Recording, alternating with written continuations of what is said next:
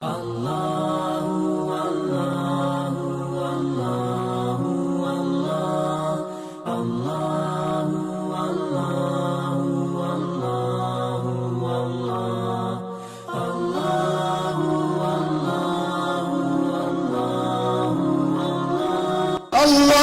لا إله إلا هو له الأسماء الحسنى.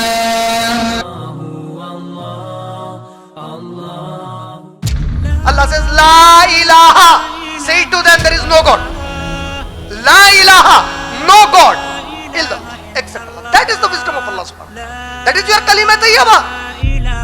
That is your kalima tayyibah. Allah says, of all the kalimat that you talk from Islam, all the words that you talk of Islam through Quran and Hadith, there is nothing more pure as a statement than La ilaha illallah. And what is the wisdom in La ilaha illallah? Allah didn't begin with ilah Allah, La ilaha. Allah didn't say ilah is God is Allah and there is no God. No, he said first reject everything. Allah doesn't want any one of us to beg people, please, please. No. This begging Allah doesn't like. Why should Allah do that? Truth, the approach of truth is never begging. The truth never goes with begging style. It makes a demarcation. It says this is wrong, this is right, that's it. Accept it, reject it. And that is what our Nabi Kareem sallallahu alaihi wasallam is informed by Al-Hasib, the reckoner, the one who is going to take accounts. O Prophet sallallahu alaihi wasallam, say to them that my job is to convey the message. He will take the accounts.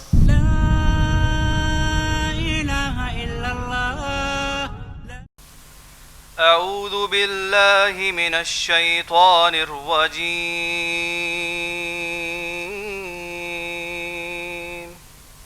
وإذا هيتم بتحية فحيوا بأحسن منه وإذا هيتم بتحية فحيوا بأحسن منها أو ردوها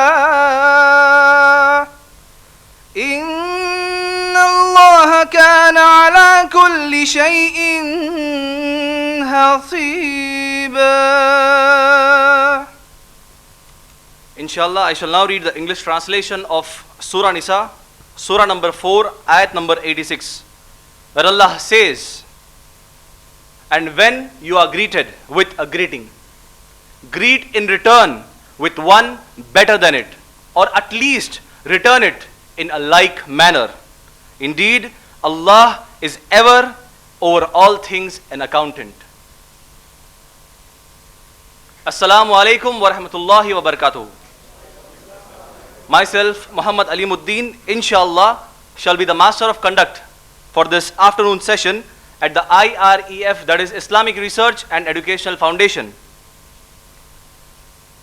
Before inviting Brother Imran, I shall briefly introduce the 5-point focal commitment of the IREF, that is Islamic Research and Educational Foundation, since its formation. Firstly, Tawheed, the belief that Allah alone is the originator of all creation in the universe, and all besides Allah is His creation alone. And Allah alone cherishes and sustains entire universe. As such, all deities worshipped besides Allah are not true gods, but are demigods. In simple words, all gods called upon or worshipped besides Allah are man-made gods. Secondly, Risalat, the belief that Allah chose Muhammad sallallahu alaihi wasallam as His last and final prophet and as His last and final messenger for entire universe. No messenger and no prophet will come after Muhammad sallallahu alaihi wasallam till judgment day is established, and Muhammad sallallahu alaihi wasallam is the first and the last of all prophets from Adam alayhi salam to be sent for entire humanity, while all prophets and messengers before Muhammad sallallahu alaihi wasallam were sent with a message meant only for their respective people and for a period of time. Thirdly, the belief in Al-Quran as 100% verbatim word of Allah subhanahu wa ta'ala, that is 100% infallible and not a single alphabet of the Quran is the saying of Muhammad sallallahu alaihi wasallam or any other human being, and that the entire Quran is the speech of Allah subhanahu wa ta'ala that was revealed to Muhammad sallallahu alaihi wasallam portion by portion for a time period of 23 long lunar years. Moreover, the law of the Quran is the only law declared by Allah to entire humanity, and any other law besides Quran is not acceptable by Allah till Judgment Day. As such, it is the uppermost individual and collective responsibility of the entire Muslim community on the face of the earth to make sure that the law of the Quran is the uniform, universal law or final world order that is implemented in total and perfect compatibility with the teachings of the Quran that were explained and practiced by Muhammad Rasulullah sallallahu alaihi wasallam, that is Muhammad, the messenger of Allah sallallahu alaihi wasallam. Fourthly, the belief in Akhirah, that is the day of assured accountability to the only Allah Almighty God. All humans shall be presented their respective balance sheet of good and evil deeds, and all the deeds that we performed in our life here shall be equally recompensed without an iota of injustice done to any living thing with a soul. If they were good deeds, then Allah by His glorious mercy shall increase its reward and award thereof in multiple folds, and if it were evil deeds, then Allah shall punish on equitable terms. But also, for whomsoever among Muslims Allah wills, then Allah will forgive such a Muslim without injustice done to anyone else. This forgiveness is understood from Quran and Hadith not as generic to all Muslims, and Allah alone knows who that fortunate Muslim would be. Hence, no Muslim can take a risk of committing sins openly or secretly, because his Creator Allah has warned every Muslim man and woman and every other human being through the Quran that all shall bear the consequence of respective actions that they did in this life. Fifthly, the belief in taqdeer, that is predestination. All that happens in our universe is predestined, and predestination is an article of belief in Islam that cannot be perceived by human senses, and therefore any discussion in detail on this may mislead us from its correct belief. But let me remind all of you that the most fundamental commitment of the IREF since its inception in Hyderabad city since February 1998 Christian era is Islamic Dawah, that is global propagation of Islam. Alhamdulillah, IREF, that is Islamic Research and Educational Foundation, under the undisputed leadership of Brother Imran, is emerging gradually on local, national and international level as an active and progressive Islamic Dawah, research and educational foundation to proselytize all the teachings of Islam in compatibility with the glorious Quran and authentic teachings of Muhammad sallallahu alaihi wasallam, as understood and practiced by Sahaba Akram radiyallahu ta'ala anhum ajma'in, that is the male and the female companions of Muhammad sallallahu alaihi wasallam. For the same, the IREF conducts and accepts invitations for public talks, public interfaith and interreligious dialogues and debates and symposia on local, national and international level. Brother Imran has traveled extensively for Islamic Da'wah to several places within our own country, India, as well as to other countries like USA, UK, Australia, New Zealand, Singapore, Thailand, Malaysia, Saudi Arabia, UAE, Qatar, Kuwait and Bahrain. Since a long time, Brother Imran has tried to clarify the major most existing misconception about Islam in our times, and that is on the subject of jihad. Brother Imran has given more than once talks in detail on the subject of jihad and elucidated that jihad is actually a war on terrorism, a strive against terrorism and a solution to terrorism of all sorts on the condition that it is rightly done and rightly understood. He delivered a public talk in Melbourne city on this subject in Australia, and thousands of non-Muslims and Muslims participated in the talk, and that finally led to a Christian girl accepting Islam during the question and answer session. Alhamdulillah, Brother Imran was bestowed by Allah the opportunity to speak on Islam at Fort Knox Army Base in the Kentucky state of the USA, supposed to be the world's most sophisticated army base. Without any further delay, I request Brother Imran to kindly come and begin the talk entitled Allah Al-Hasib, meaning Allah the perfect reckoner. Brother Imran. Alhamdulillahi Rabbil Alameen, wassalatu wassalamu ala Rasulihi Kareem wa ala alihi wa ashabihi ajma'een. A'udhu billahi minash shaitanir rajeem. Bismillahir rahmanir rahim.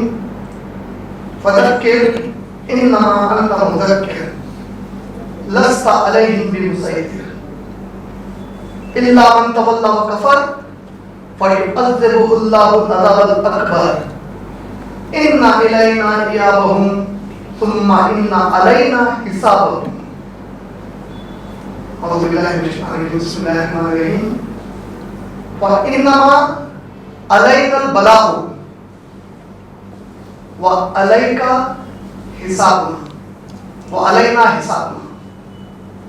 Amma ba'd, rabbi shrah li sadri wa yassir li amri wahlul 'uqdatan min lisani yafqahu qawli.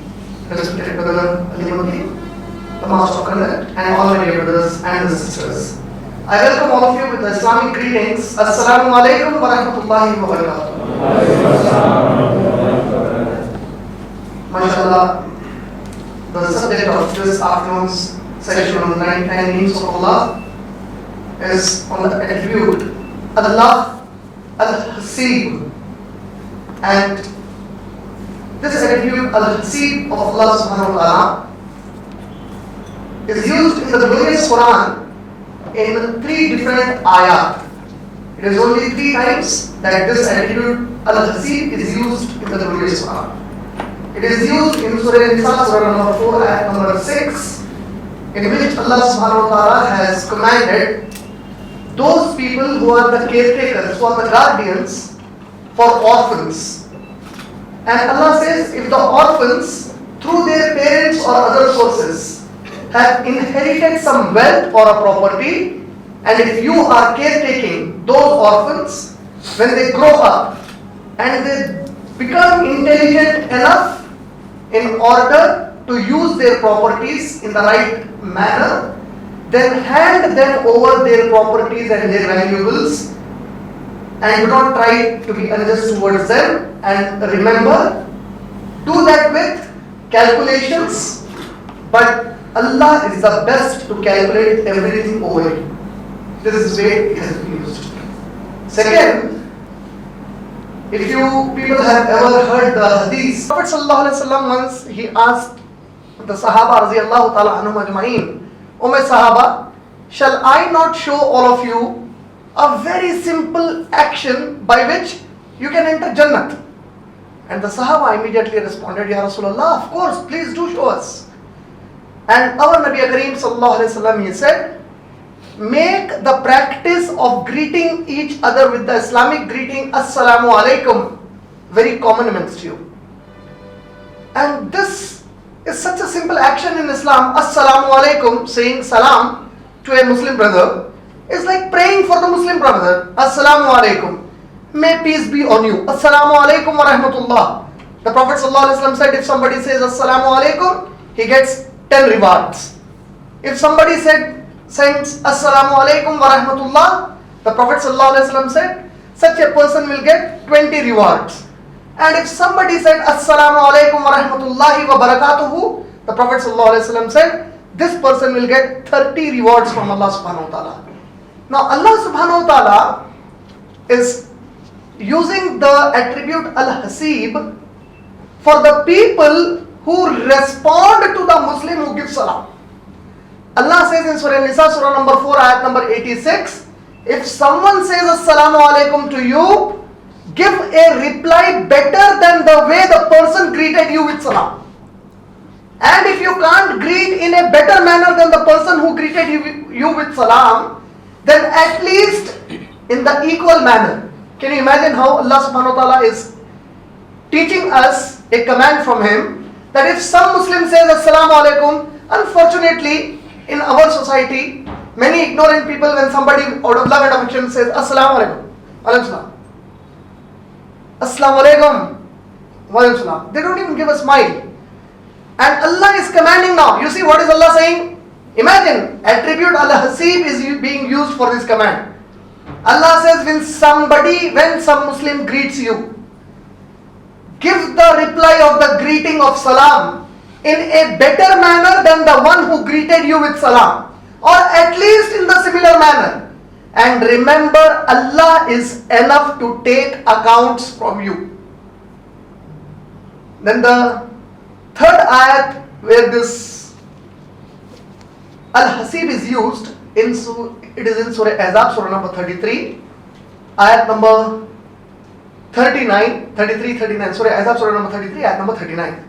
Now before I come to Surah Ahzab, Surah number 33, ayat number 39 in detail, in brief, this attribute Al-Hasib is from the root Ha, Sin and Ba of Arabic. And as I said earlier, Arabic is a language which you can, anywhere if you have some quiz, you can win at least 1 or 2 marks or a small prize. Arabic is a language for which every word of Arabic has a root, and the root always has 3 alphabets minimum. This is must for Arabic language. Every word of Arabic has a root with 3 words or 3 alphabets. 3 alphabets. For example, as I said, Hasib. Now Hasib will have a root with 3 alphabets, and the 3 alphabets of Arabic are Ha, Sin and Ba. And this Ha, Sin and Ba with its root, this root appears in the glorious Quran about 109 times, and it is used in 7 different derivations. For example, Al-Hasib, Hisabuna, Tahsabanna, Yahsabanna. So in these derivations, 7 derivations, but the root is in 109 times it is used. The first and foremost meaning of Al-Hasib is, it's like a double-edged sword when it comes to Allah subhanahu wa ta'ala, or it's like working on both the sides, on the positive and the negative side. I would not call it a double-edged sword, but something that works on both positive and negative sides for us. The first and foremost meaning of Al-Hasib is the one who gives back as a recompensation, as a remuneration, as a prize back, a money back to you, who returns you something beyond the imagination of the receiver. When you are receiving something from the one who is giving you the accounts, it's so much to you, so much plenty to you, that you can't even imagine that quantity. The quantity is too much to imagine by the receiver. So now when Allah subhanahu wa ta'ala says I am Al-Hasib, I said it is positive and negative, because when He is going to give rewards to the people who obeyed and believed in Him, those rewards will be beyond our imagination. And when He is going to punish, even the punishment will be beyond our imagination. That will be the severity of the punishment, and that will be the marvel of the prize He is going to give to His servants who obeyed Him. So the first and foremost meaning of Al-Hasib is the one who will give something and the receiver cannot imagine the quantity that he is going to receive. That is the first and foremost meaning for Al-Hasib. The second is the one who is sufficient for you in the matters of justice. For example, many times in Urdu we say, Tera hisab to Allah le lega. So why do you expect somebody to say that statement? Because the one feels I am weak to get the thing according to justice. There is something that I have to get from somebody, and that person is stronger than me, he is more powerful than me, he is more influential than me, so on planet earth I can do nothing to him. So now what I finally say is, even in the court of law he can bribe the judges. In the court of law he can amend the original documents, he can modify them, he can change them. So I feel helpless here. So my statement is, मेरी तरफ से तेरा Allah हिसाब लेगा. On my behalf, Allah will take your account. So now the second meaning of Al-Hasib is the one who is sufficient to bring somebody's account with full justice. And the third meaning of Al-Hasib is the one who will calculate without an error and too swiftly. He will do it too fast. See, imagine the master computer of the world. What are the calculations? It is into billions per second. But now that billions per second is no calculation to the way Allah calculates without an error. So the one who calculates on a very high speed, which is beyond your imagination, and there is no error in doing that. So that is Al-Hasib. Now all these three attributes beautifully befit Allah subhanahu wa ta'ala. Coming to the context as a human being, as a Muslim, what is my feeling towards Allah subhanahu wa ta'ala when I call him Al-Hasib, the one who is the reckoner, the one who is going to take the accounts of the deeds, the one who is going to reward me or punish me. So what is, as a human being, as a Muslim, my expectation towards the Almighty God Allah subhanahu wa ta'ala? But naturally I would always say, yes, as a human being, I am a sinner. Yes, as a human being, I have deliberately committed many sins, major and minor.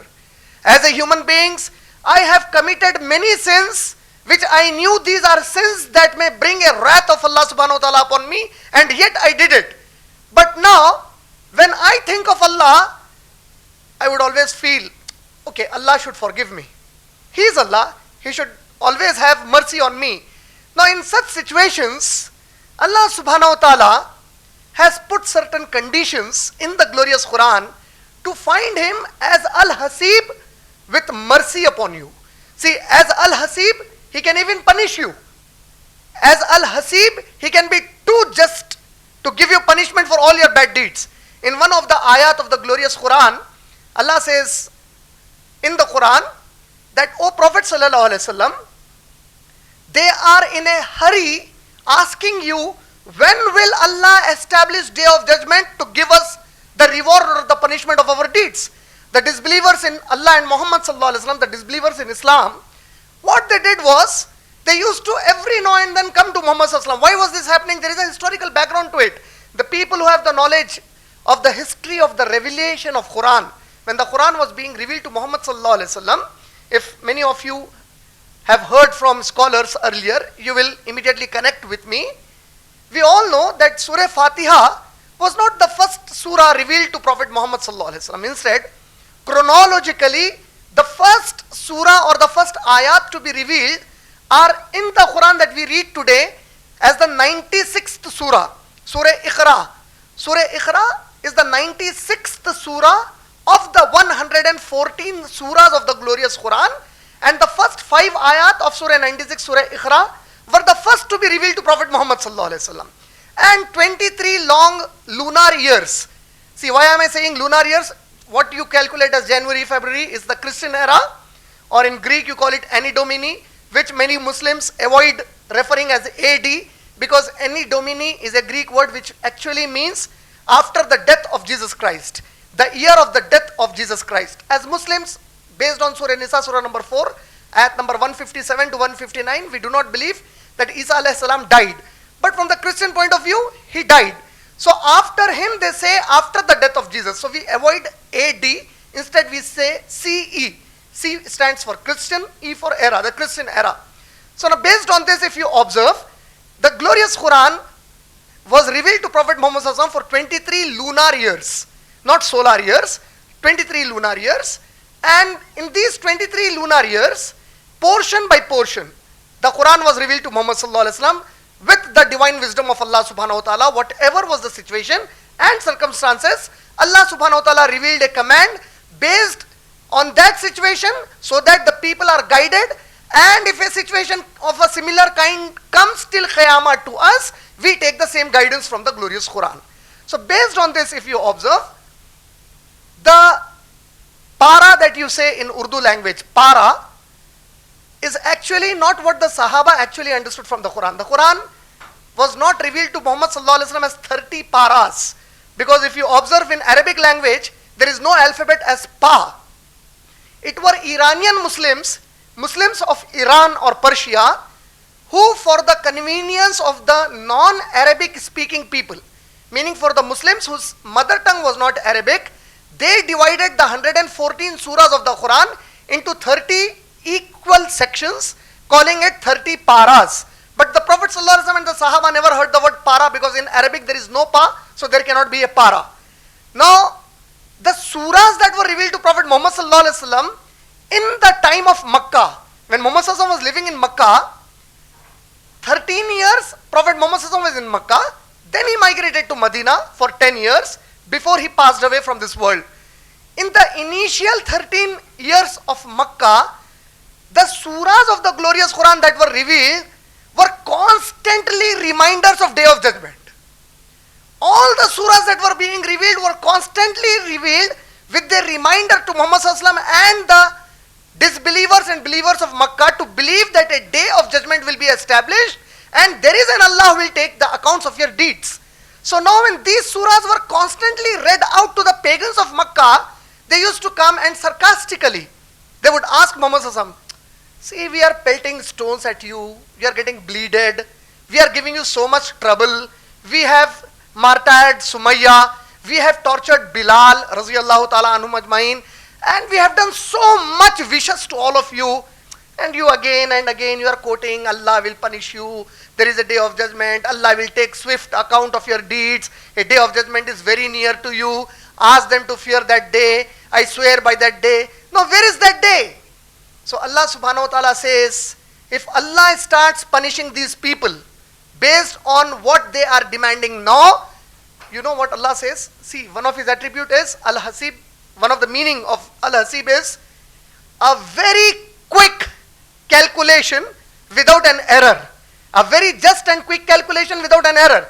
If you do this, 1 mark. If you write this, that mark is discarded. See, you play games now. Sometimes when you are in a quiz, they say 3 questions. For the first question, 50 lakh rupees. For the second question, 1 crore rupees. For the third question, 10 crore rupees. Suppose you give the wrong answer to the second question, you are discarded from the game. Even the first question that you answered right, you will not get the prize.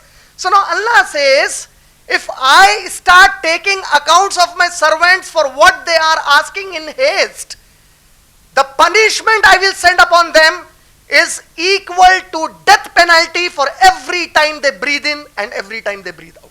That is how they are sinning against me on this face of the earth. It's a time appointed. By them asking again and again, I am not going to make it in a hurry. That's a day fixed, it's a time appointed, and when that day is to be established, for a surety it will be established, and then Allah subhanahu wa ta'ala will compute our deeds. Allah subhanahu wa ta'ala will calculate our deeds. And how Allah subhanahu wa ta'ala has planned to calculate the deeds, that is where Allah shows the mercy.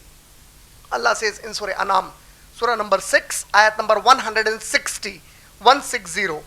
Allah says, say to my servants, that if anyone on day of resurrection comes to me means is resurrected on the day of judgment, if you are resurrected, then whoever comes to me with one good deed, I shall increase the reward of that good deed as if the person has done 10 good deeds.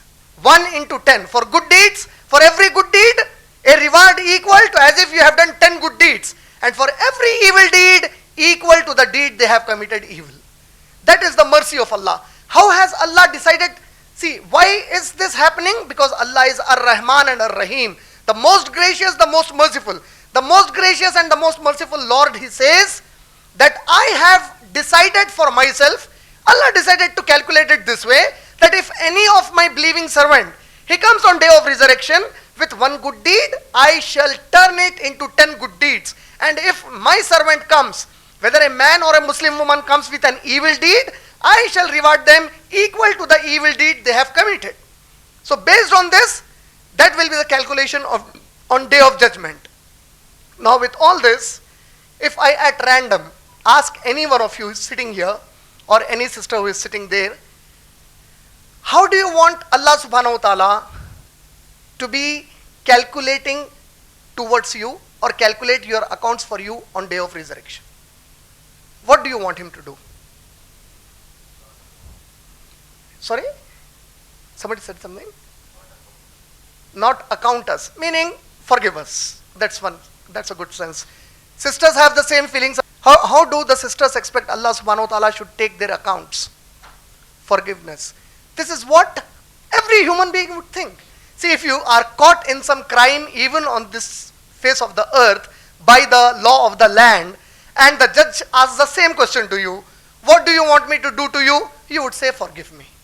That's what always we say. Now our Allah subhanahu wa ta'ala is again very clear on this subject.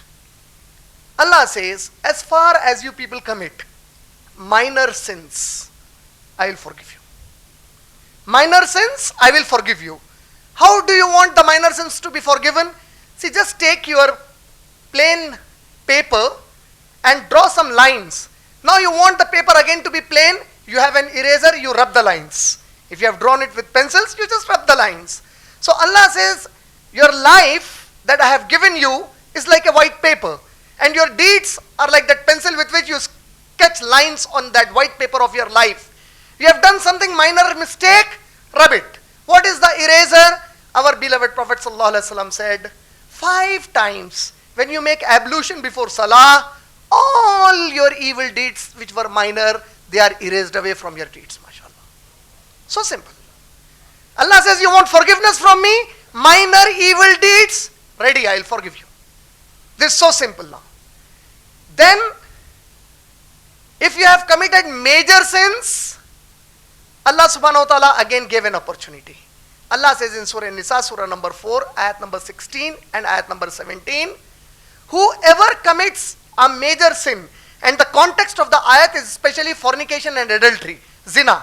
Whoever commits a major sin and returns to me with sincere forgiveness and with a promise that they will never ever again repeat this sin, for such I will forgive them their sins. Even if you have done something major, you come back to Allah with a sincere forgiveness and say, oh Allah, forgive me, I am ready to forgive them. Condition, they shall never ever again repeat that sin in their life. This is for major sins. Then the punishments of Allah.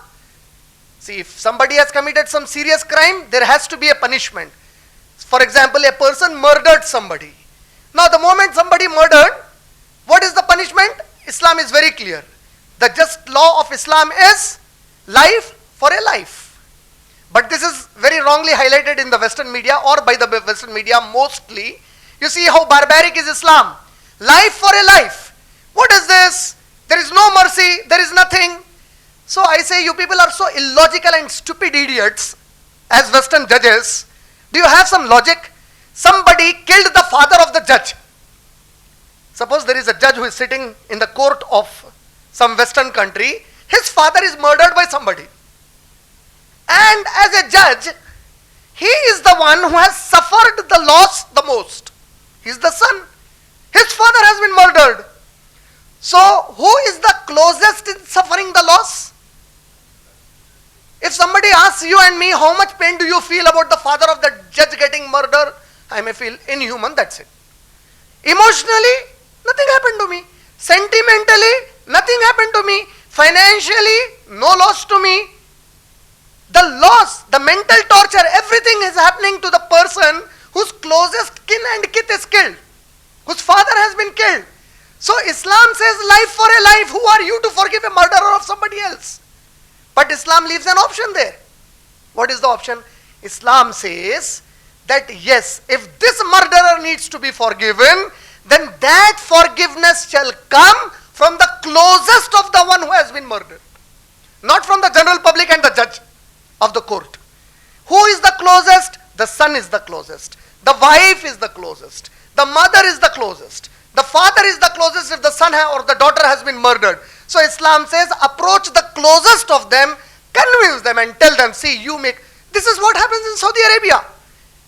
Barbaric, barbaric, barbaric. I say most intelligent law on earth because it is according to the Quran. What is the law? Even if the murder takes place, the media never highlights this. Nobody is put to death. Before the person is hanged, before he is put to death, the Saudi police through the Saudi court carries an order. They bring the relatives of the person who has murdered somebody.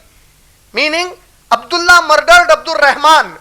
So now the police, they bring the family members of Abdullah. Abdullah is already in jail. He has been put to death penalty.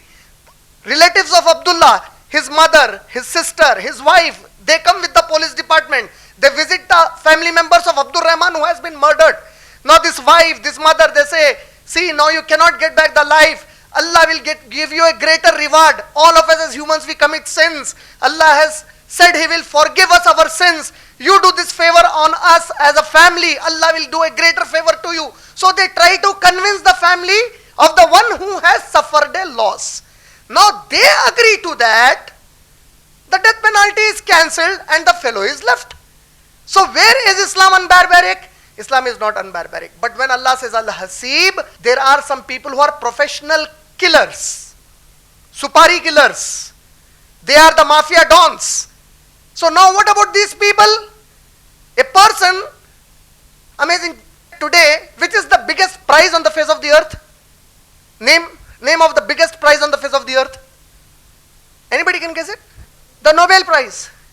The Nobel Prize is the most valuable of all. See, maybe there are some prizes which have higher level of money involved, but as a reputation, as a mark of honor, the best prize is Nobel Prize. I said, amazing people are we. You know who is Alfred Nobel, in whose name the prize is given? Alfred Nobel, he before his death put a will, all the money I earned after my death, I have put this money as a trust to be given as prize for good work that is done. Acha, really, how did you earn that money? So as long as he lived, Alfred Nobel was called the angel of death, the inventor of dynamite. With his invention and with what he sold, thousands of people were killed, millions were killed. Now the money he got from that business, he put it as a trust, saying give it for peace purposes. So I said, tomorrow Dawood Ibrahim will do the same thing. Then you announce a prize called Dawood Ibrahim Peace Prize. So illogical people. Now Allah subhanahu wa ta'ala, it is here that Al-Hasib is required. What is the job of Al-Hasib on Day of Judgment? One person, he murdered one person. Another person, he murdered 60 persons.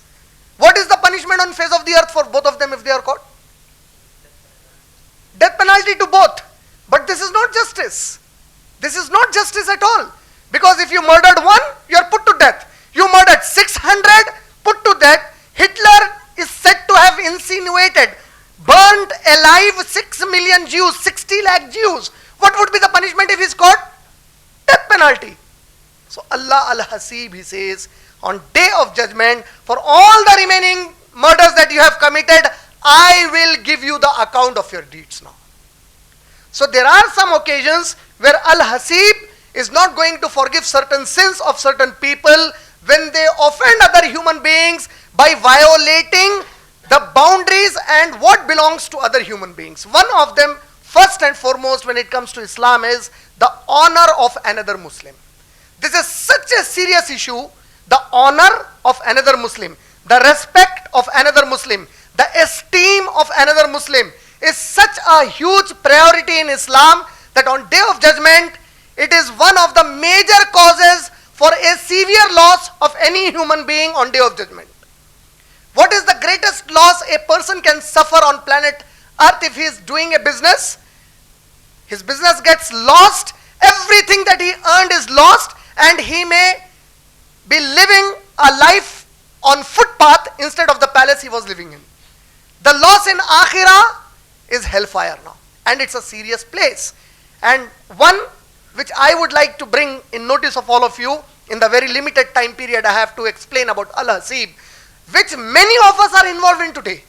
Almost I would say all of us, including me, because of the media and the way or the style of life that we are living today, it has made us so easily involved in such a serious sin that we do not know what will be our account on Day of Judgment because of only such a sin which is useless for us actually. Every sin is useless, but this sin is such a stupid sin that we are committing that it will destroy us on Day of Judgment.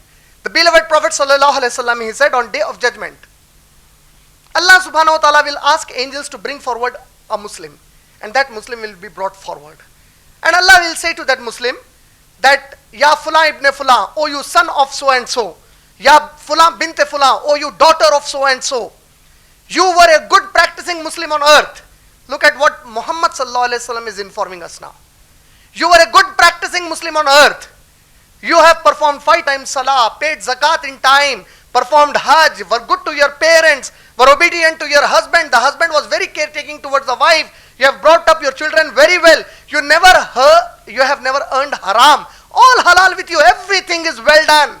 All these good deeds are yours. And your sins are very, very minor. They are negligible sins. I am with my mercy forgiving all the sins. No accounts for the sins. These good deeds, I am ready to give you all the rewards for it. Send you into Jannat. Only one thing I want you to do now. Allahu Akbar. And the person would be very happy. He would say, Ya Allah, of course, please tell me what is it that I have to do now. And Allah will say, you remember, and Allah will remind us. Remind that person. May Allah subhanahu wa ta'ala protect us from being one of those kind of the Muslims. Allah will remind this Muslim and say, you remember on that date, at that place, at that time, you spoke something ill about another Muslim to somebody. You told something negative about another Muslim to somebody. Now, what you talked about that Muslim, prove it to me and take the rewards and get into Jannat. And the Prophet ﷺ says, the person who used to speak ill about another Muslim brother or Muslim sister, which he actually did not have the perfect knowledge about, as he had nothing correct of the knowledge, now how can he prove something which is not correct? And the Prophet ﷺ says he will be made to stand where he was as long as Allah wills. And then Allah will say, what happened? You have not proven, you don't want to go into Jannat? He would say, Allah, I am extremely sorry. I didn't mean to do that. I have done it. Oh Allah, please forgive me. Allah will say, forgive you? Okay, I am ready to forgive you. I have already forgiven. One thing, you said something about another servant of mine. I love that slave of mine as much as I love you. I created you, I created that servant. You spoke something evil about that Muslim brother or Muslim sister of yours. Now prove what you spoke there. And now when this person becomes helpless, Allah says to the angels, pull him by his face and throw him into hellfire. And the Prophet ﷺ said he will be thrown into hellfire in a pit, in a well, which will not have water which is boiled. It will have the pus and the flowing blood of the prostitutes who are punished in hell. In that boiling blood and pus, this person will be made to stand. And the walls, the Prophet ﷺ said, of that place where he will be standing, will be made of hellfire. And the roof will be of hellfire. And Allah will say to him, I am not going to respond to your call now unless you prove what you said to that Muslim brother or Muslim sister when you were living on earth. That is how Al-Hasib will be with you and me, and we take it so easy. Today, dishonoring another Muslim brother or a Muslim sister is so easy, it's so easy that you don't even realize that it's such a major sin in the sight of Allah. The most gracious and merciful Allah will this way take your accounts if you have spoken anything negative about another Muslim brother or sister, unjustly. Then Allah subhanahu wa ta'ala had made it very clear in the glorious Quran to our beloved Prophet sallallahu alaihi wasallam in the ayat from Surah Ra'd, Surah number 13, ayat number 40. Allahu Akbar. Can you imagine this message that Allah is conveying through Muhammad sallallahu alaihi wasallam to us through the Quran? Allah says, most certainly, O my messenger, your responsibility is only to communicate this message to these people. O Muhammad sallallahu alaihi wasallam, your job is to communicate, convey this message to them. Wa alaynal hisab, and we shall take account of what they did after listening to this message from you. Did they obey? Didn't they obey? This is our job, Ya Rasulullah. O Muhammad sallallahu alaihi wasallam, you just communicate to them, and this applies to every other person who is preaching Islam. Our job is to communicate to you. What is my job here? My job here is to communicate to my non-Muslim and Muslim brothers and the sisters who are here with me, communicate what our Lord, the Lord of the universe, Allah has communicated through the Quran to entire humanity. What they do after this, Allah says, I will take their account after that. And then, see, basically, of all the sins that a man or a woman commits, one thing Allah made very clear in his accounts, as accountant, as the one who is the reckoner on Day of Judgment, one thing Allah made it very clear. And let us as Muslims and non-Muslims be very clear on this aspect of Islam. What is it? Allah made it very clear in Surah Nisa, Surah number 4, ayat number 36. Surah Nisa, Surah number 4, ayat number 48. Surah Nisa, Surah number 4, ayat number 116. And Surah Ma'idah, Surah number 5, ayat number 72.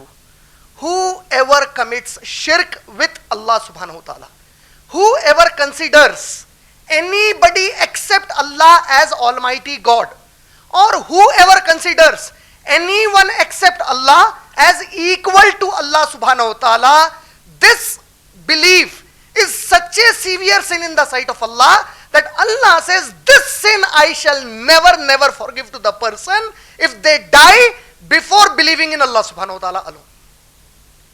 Even before death, if they believe that La ilaha illallah, there is no God but Allah subhanahu wa ta'ala. See, we are said in the Quran in Surah Nahl, Surah number 16, ayat number 125, Ud'u ila sabili rabbika bil hikmah. Invite all to the way of your Lord with hikmat. What is the English translation for hikmat? With wisdom. Who can be better in wisdom than Allah subhanahu wa ta'ala? You have any option? Muhammad sallallahu alaihi wasallam is better than Allah subhanahu wa ta'ala? You know what is the wisdom of Allah subhanahu wa ta'ala to invite to Islam? Allah says, you as a Muslim don't need to feel very shy, very hurt, very concerned. How my non-Muslim brother may feel, I shouldn't say this to him. Well, let me be very polite to him. Okay, you are not a kafir, you know, you are my brother. You are not a mushrik. No. Allah's wisdom is not like that. What is the wisdom of Allah? Allah says, La ilaha. Say to them, there is no God. La ilaha. No God. Illallah. Except Allah. That is the wisdom of Allah subhanahu wa ta'ala. That is your kalima tayyaba. That is your kalima tayyaba. Allah says, of all the kalimat that you talk from Islam, all the words that you talk of Islam through Quran and Hadith, there is nothing more pure as a statement than La ilaha illallah. And what is the wisdom in La ilaha illallah? Allah didn't begin with ilah Allah, La ilaha. Allah didn't say God is Allah and there is no God. No, He said first reject everything. Allah doesn't want any one of us to beg people, please. No. This begging Allah doesn't like. Why should Allah do that? Truth, the approach of truth is never begging. The truth never goes with begging style. It makes a demarcation. It says this is wrong, this is right, that's it. Accept it, reject it. And that is what our Nabi Kareem sallallahu alaihi wasallam is informed by Al-Hasib, the reckoner, the one who is going to take accounts. O Prophet sallallahu alaihi wasallam, say to them that my job is to convey the message. He will take the accounts. And what does Allah say in Surah Baqarah, Surah number 2, ayat number 212? Allah says in Surah Baqarah, Surah number 2, ayat number 212, the life of this world has been made very pleasing for those who disbelieve in Allah subhanahu wa ta'ala. Those who disbelieve in Allah means, they say, oh, God will forgive me, there is no Allah, oh, come on, this is all pastime stories. What accounts day, nothing, this is life, Jannat is here, Jahannam is here, let's enjoy our life to the full. Come on, God gave us, if God is there, He created us. Why would He create all lovely things on earth if He wanted us not to enjoy it? So all these rubbish explanations that they give. Allah says in Surah Baqarah, Surah number 2, ayat number 212, the life of this world has been made very pleasing to the hearts of the disbelievers. And these disbelievers, they make a fun of the people who truly believe in Allah subhanahu wa ta'ala. But on Day of Judgment, the believers in Allah will have an upper hand over those who disbelieved in Allah subhanahu wa ta'ala. It's a positive teaching to the Muslims. With all the media blasting against Islam and Muslims, don't worry, let them ridicule. I made this life very pleasing for them. They are feeling very happy with all the small gains they are getting. With all the small pleasures they are feeling too satisfied. If they do that, they are making a mockery of a Muslim. They are calling you a terrorist. They make movies filled with Muslims who are depicted as people who are terrorists, don't worry with all those ridicules. On day of judgment, your Allah will make you with upper hand over them. And then Allah says to the people who are doing tabligh, who are doing dawah, who are inviting others to Islam, Allah says, A'udhu billahi minash shaitanir rajim. This is the last ayat in which Al-Hasib has been used in the Quran. Surah Ahzab, Surah number 33, ayat number 39. What does Allah say? Allazina yuballighuna risalatillahi. Whoever is doing tabligh of the risalat of Allah. What is risala?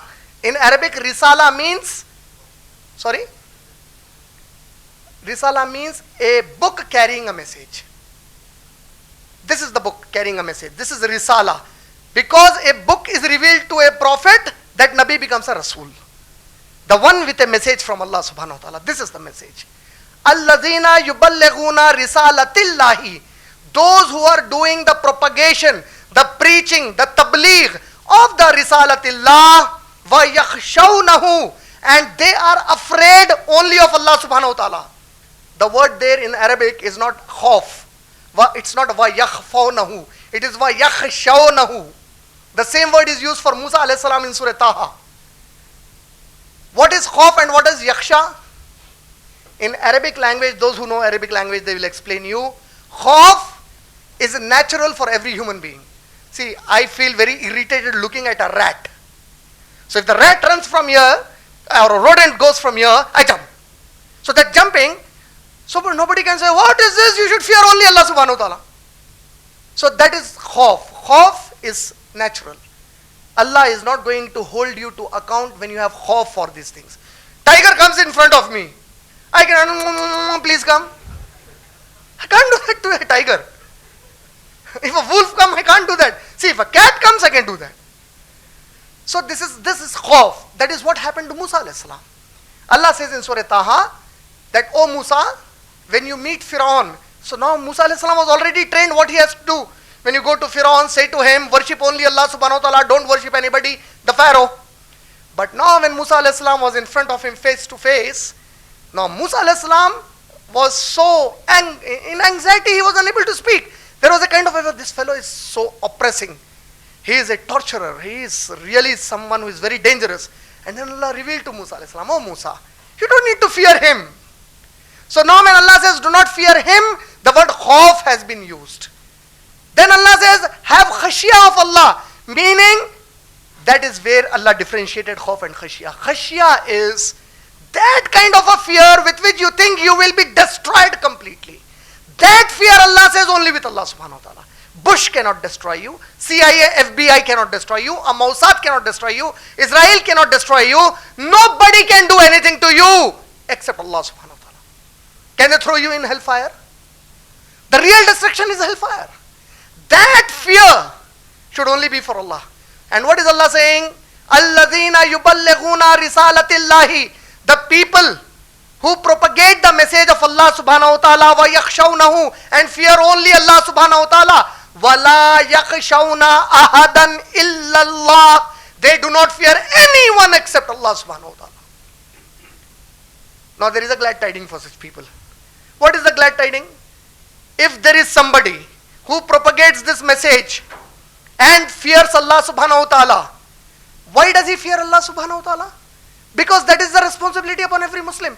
Kuntum khaira ummatin ukhrijat linnas. Ali Imran ayat number 110. Surah number 3.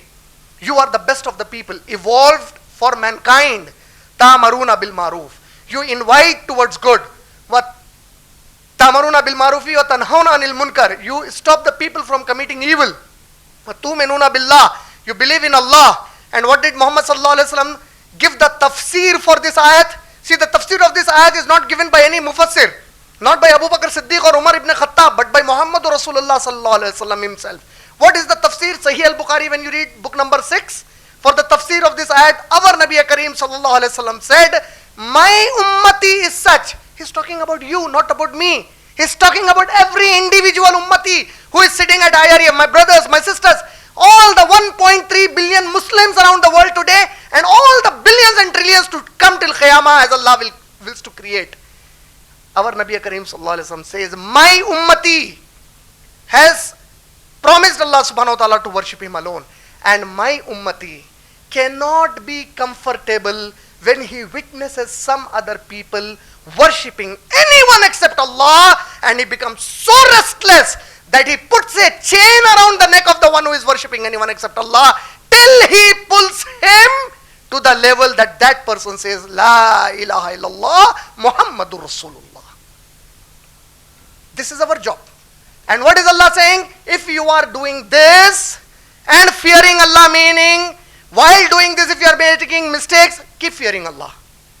That is an important part. Keep fearing Allah. Don't take things granted. I cannot give a talk with an orchestra band here, saying, no, actually I'm preaching Islam, people are interested in music, so I wanted to make it a very edutainment. What is an edutainment? Education with entertainment. No, Islam doesn't allow all this. Fearing Allah subhanahu wa ta'ala. People are making a ridicule of you. They are calling you terrorists, they are calling you extremists. You don't mind all these things.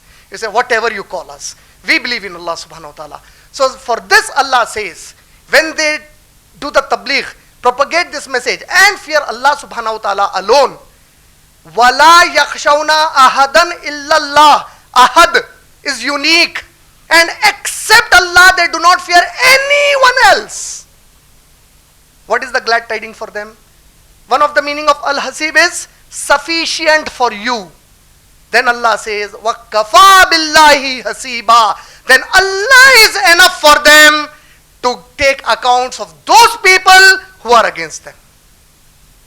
Now this is another glad tidings that Allah subhanahu wa ta'ala gave. And for us Muslims, if you want Allah subhanahu wa ta'ala to be too merciful towards us on Day of Judgment, make our hisab very easy for us. In that case, our Nabi Kareem sallallahu alaihi wasallam has given some nasiha, advice in his last days. In the scholars, in the field of Islamic scholarship, Muslim scholars unanimously agree that after Hajjatul Wida, meaning the Hajj that Prophet sallallahu alaihi wasallam performed, he lived for a few months after that. Zil Hajjah, and then comes Muharram, Safar, Rabiul Awwal. About 3 months he lived after that, and he passed away after that. These 3 months that Prophet Muhammad sallallahu alaihi wasallam lived after performing the Hajj, all the teachings from the ahadith that we get are said to be the Nasihatul Akhirah. These are the advices of the last time of Prophet Muhammad sallallahu alaihi wasallam. Of all that, the advice our Nabi Kareem sallallahu alaihi wasallam gave in the last 3 days of his life are the most important according to the Islamic scholars. Why? That is the last time he is living and he will pass away after this. Now last 3 days, the Prophet sallallahu alaihi wasallam is there. Now look at the nasiha. All of us want Allah to be very kind to us on Day of Judgment, our accounts, and forgive our sins for us. Now look at the nasiha our Nabi Kareem sallallahu alaihi wasallam gave. He said, whoever has to think anything about Allah, always think the best for Allah subhanahu wa ta'ala. What do you mean by that? So a hadith that Prophet sallallahu alaihi wasallam mentioned is, Allah's Nabi Kareem sallallahu alaihi wasallam said, on Day of Judgment, Allah subhanahu wa ta'ala will ask the angels to bring forward some person, some slave of his. And that person will be brought forward. And that person, when he is brought forward, Allah says to the angels, convert all his good deeds and evil deeds into the shapes of a mountain, as Allah wills. And all his good deeds will be converted into the shapes of the mountains, and all will be placed beside him. Allah will say to that person, to that slave, oh you son of so and so, oh you daughter of so and so, you have done many good deeds, your evil deeds are very few. With my mercy, I am erasing all your evil deeds now. You have only the good deeds. And then Allah says to the angels, oh my angels, show him each mountain and let him know this mountain stands for which good deed he has done or she has done. So the angels say, this good deed is your salah. This mountain is of your salah. This mountain of your zakat. This mountain of being good to the parents. This mountain of doing jihad in the way of Allah subhanahu wa ta'ala. This for this, this for this, this for hajj, and all good deeds are shown. And there is a huge mountain still standing. And the angels are quiet now. So Allah says, even this huge mountain is yours. So this person says, Ya Allah, all the good deeds I have done, your angels have already shown me, introduced me. This such a huge good deed and I don't remember. What is that good deed, Ya Allah subhanahu wa ta'ala? And Allah says, oh my slave, this is for all of you, especially those who have grown a little bit in their age, and many times they show signs of dissatisfaction with Allah subhanahu wa ta'ala. May Allah forgive all of us. Allah says, you remember in your life, I put you into certain problems. And when the problems befell you, you turned back to me and said, oh Allah, everything comes from you and returns to you. You are the one to remove my problem. I am satisfied with all the decisions you have taken for me. That good faith that you had in me, that is the good deed that you see beside you today. What does it mean? The Al-Hasib, the one who is going to take your account, says, I am Ar-Rahman and Ar-Rahim, the most gracious and the most merciful. If you have good feelings for me, a deed like Salah, that mountain looks smaller to the faith you kept in Allah subhanahu wa ta'ala for yourself. If He wills, He will forgive that. That is Al-Hasib on Day of Judgment. So the Prophet ﷺ said, always think good about Allah subhanahu wa ta'ala. A person came to Muhammad Rasulullah ﷺ once and he said, Ya Rasulullah, he was a Badu. When I say Badu, it means a person who was not very urbanized, who was not very civilized and very disciplined. He comes to Muhammad Rasulullah ﷺ from a village and he says, oh Muhammad ﷺ, I have very less time, I have to return back to my place. I just came to ask you, show me one good deed that shall be enough to take me into Jannat. Now look at that question. One good deed and I shall go into Jannat. So the Prophet ﷺ says, believe in Allah subhanahu wa ta'ala, stick to that belief in your life, then perform Hajj such that Allah accepts it, and do jihad in the way of Allah. He scratches his head. I said, Ya Rasulullah, I asked you one, you are burdening me with four. Okay, Prophet ﷺ said, do one thing. You shall always speak truth. And you shall also be good to your subordinates. And you shall feed the hungry who are destitute. And you shall give in charity. He says, Ya Rasulullah, I asked you one, now you have given me 8. When you gave me 4, I said 4 are too much. You gave another 4. So the Prophet ﷺ, he smiled. This is the beauty of our Nabi Kareem sallallahu alaihi wasallam. You know why did he smile? The Prophet is teaching something very, very important to the slaves of Allah concerning Allah subhanahu wa ta'ala. He says, okay, if all these are too much for you, keep doing one good deed till you die. He said, okay, that's what I was asking, Ya Rasulullah, please tell me. Whenever you think of Allah, think positively, that's it. And the person returns. After a while, the Prophet ﷺ came to know that he fell ill and he had a wish to meet Muhammad ﷺ. He wanted Muhammad ﷺ to meet. So the Prophet ﷺ says, come on, let's go and meet him. The Prophet ﷺ goes to him and he says, how do you feel now? He says, Ya Rasulullah, since the time you said think positive about Allah, this disease that has come to me, it's from Allah. Whatever Allah does is excellent. You know, when I feel this way, I feel very happy. I feel my Allah will forgive me. Because my messenger said, think good about Allah subhanahu wa ta'ala. He will forgive all the sins I have done. But then at the same time, the Quran says Allah will also punish you. Now whenever I think that, now I feel like, okay, I have done so many bad deeds. What about all this? Then again I feel, no, inshallah, my Allah will surely forgive me and make me successful on Day of Judgment. He will not throw me into hellfire. I am a slave. I believed in him. The Prophet ﷺ says, Wallah. The Prophet is saying, Wallah. Can the Prophet tell a lie? Na'uzubillah. But still he is giving a message to us how to be with Allah subhanahu wa ta'ala regarding belief in Allah. He says, Wallah, if every Muslim till Qiyamah believes the way you believe at the time he or she is dying, then Allah will say on Day of Judgment, you have found me as you believed in me when you died, and you were afraid that I will punish you, so I put away the thing that you were afraid very far away from you today. You are afraid of hell? It's far away from you. That is Al-Hasib, Allah subhanahu wa ta'ala. But the same Prophet sallallahu alaihi wasallam, he made the second nasiha on the second day. Of the 3 days, the second day. Abu Bakr Siddiq radiallahu ta'ala anhu and Abbas radiallahu ta'ala anhu, the uncle of Muhammad sallallahu alaihi wasallam, they were coming to visit Muhammad sallallahu alaihi wasallam in his sickness. And while they were crossing Masjid Nabawi, those people who have visited Saudi Arabia for Umrah, they will know easily if they have visited Madinah Tayyibah, that the place where Muhammad sallallahu alaihi wasallam lived and the mimbar of Masjid Nabawi where the salah is performed is very close. Hardly 20 or 30 steps, or I would say about 100 yards is also not a big distance now. So when they were crossing Masjid Nabawi, they saw some Ansar Sahaba there. All the Ansar Sahaba, they were weeping like small children. Somebody is weeping when the closest of the relative passes away. All of them are so severely weeping. And they said, what happened? They stopped there. Abu Bakr Siddiq goes to them and he says, what happened, ya Ansar? Everybody is Ansar Sahabi. None of them is a Muhajir. All of them are Ansar Sahabi. What happened? So the Ansar Sahaba, they say, Ya Abu Bakr, how is the time upon us now? We do not find our messenger amongst us to give us some guidance. He is fallen sick. And that is what gives us severe pain now. Subhanallah. They say we do not have the guidance from our Nabi. No more commands are coming from him for us to obey. He is bedridden now. So they go back to Muhammad Sallallahu Alaihi Wasallam and they say, Ya Rasulullah, this is how your Ansar Sahaba were behaving there. The Prophet Sallallahu Alaihi Wasallam says, please hold me up. I want to go and deliver a message to them. Subhanallah. He's so sick. He's so tired. He is approaching his death. And he says, please take me to them.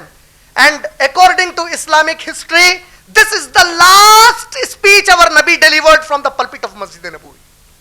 There he stands and he says, Ya Muhajirin, O you migrant Sahaba, O you Muhajirin, O the Sahaba who migrated with me from Makkah, and all the remaining Muslims of my Ummah. These are the words of Muhammad Rasulullah Sallallahu Alaihi Wasallam. Ya Muhajirin, wa antumul Muslimun, O you Muhajirin, O you migrants, and all of you Muslims, remember, the favors Ansar did upon the religion of Allah are so many and so much that the Prophet and all of you together till Qiyamah cannot return them their favors they have done to us. This is the last speech he is delivering from there. And he says, remember that after I pass away from this world, I warn you, O Muhajirin. I advise you, O Muhajirin, if the Ansar Sahaba ever commit some mistake or a sin, ignore it and forgive them, for they have done so many favors upon me and my religion that I cannot return it back to them. And from this nasihat, our Muslim scholars, they have said the Prophet ﷺ is giving a message to this ummah till Qiyamah that after Muhammad ﷺ and the Ansar, if there are anybody in the Muslim community who is serving the cause of Islam, if they make a mistake, they commit a sin, it is further upon the Muslim ummah to ignore their mistakes and look at the good deeds they are doing. And we are doing the entire opposite of what is happening. A film actor, he kills somebody with a road accident and he is liberal after 13 years of all bribery and stuff.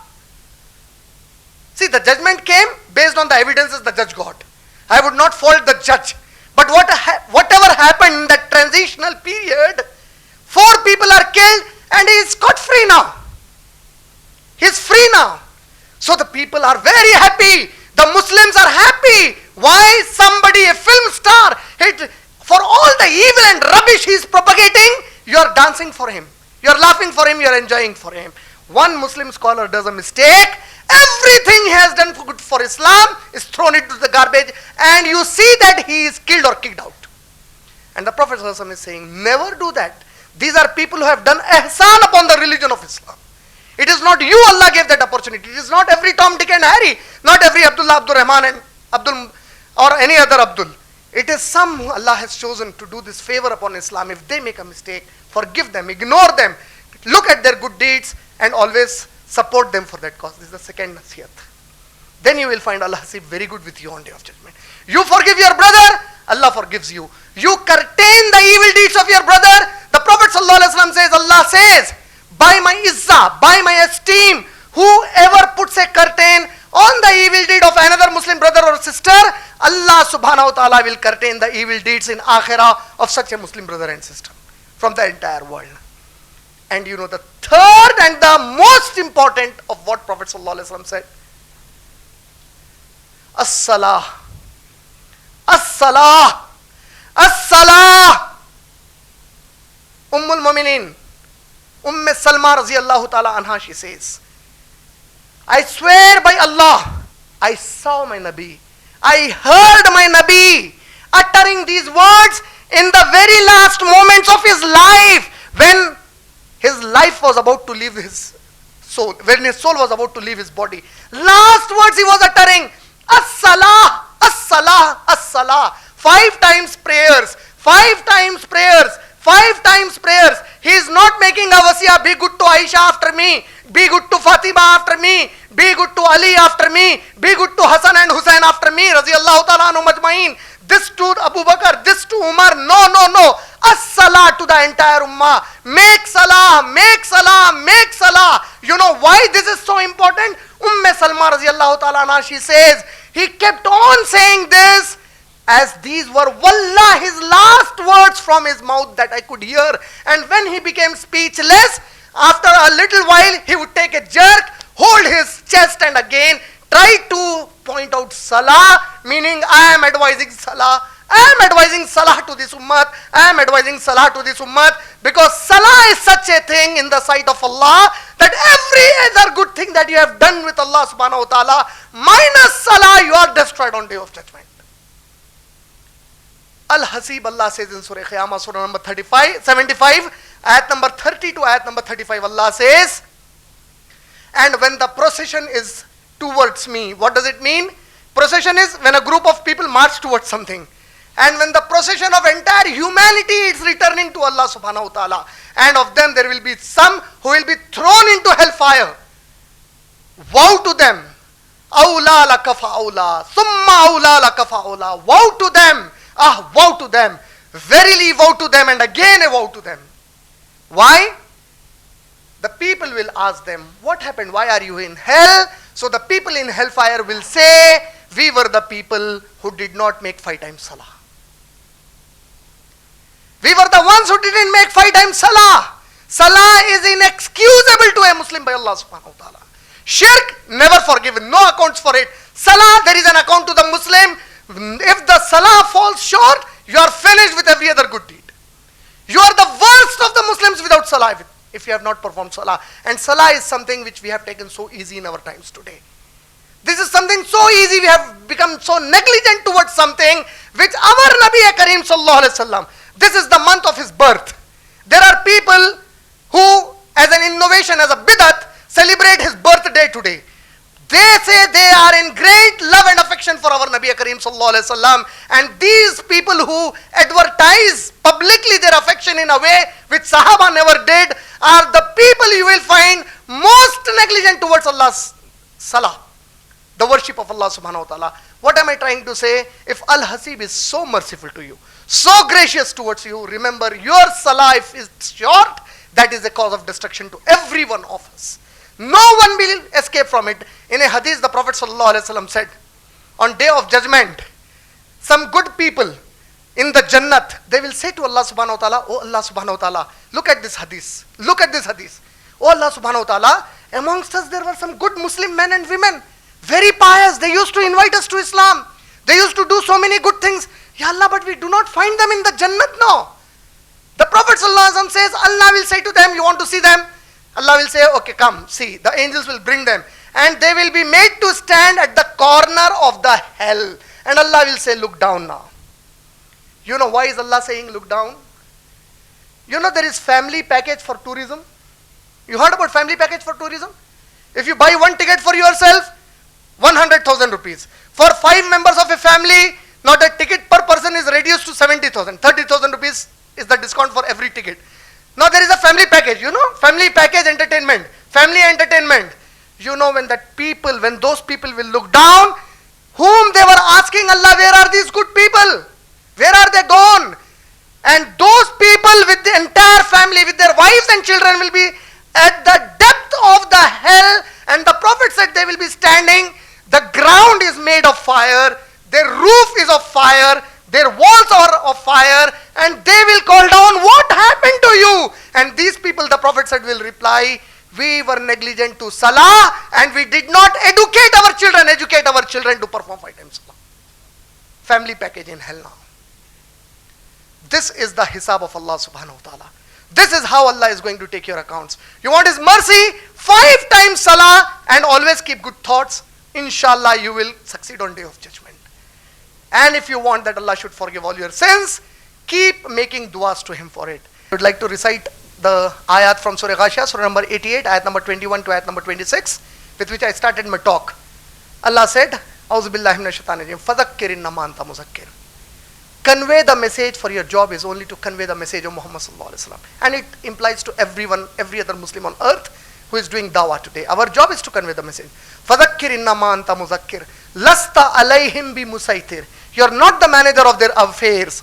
Whoever turns away and disbelieves in this message, disbelieves by faith and in action, فَيُعَذَّبُهُ اللَّهُ الْعَذَابَ الْأَكْبَرِ.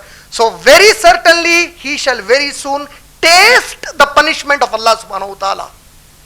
Inna ilayna iyabahum. Very soon they shall return to us.